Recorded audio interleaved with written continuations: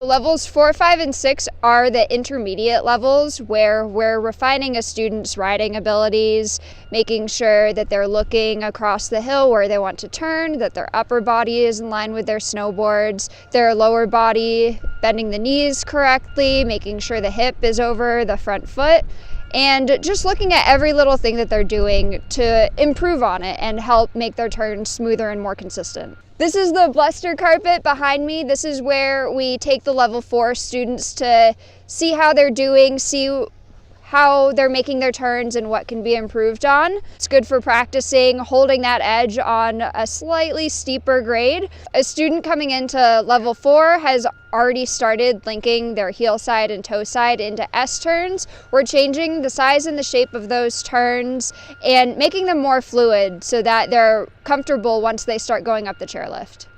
At the end of the Bluster Carpet here, we work on one-footed riding so that we can head down to the chairlift and get ready to make some turns on the green terrain over in the valley. The runs in the valley are a lot longer than the ones on Bluster, so from there we're working on consistency with getting down that trail, making the same turns that we've made over on Bluster on a different trail. Level 5, that's generally when we start taking students to the top of the mountain to work on the green terrain up there, maybe get into some blue terrain. We're changing the speed of the turns and the timing.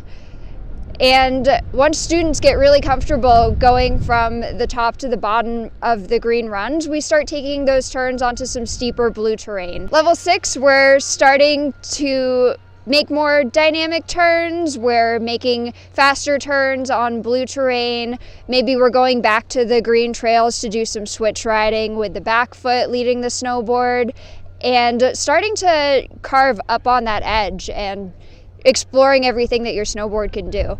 In the intermediate levels, we want students to learn how they can move their snowboard in all the different ways, how their bodies control their snowboards.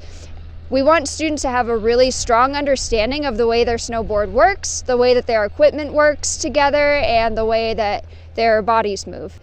Thanks for tuning in to this episode about intermediate snowboarding levels. Stay tuned for the next episodes where we will be talking about levels 7, 8, and 9.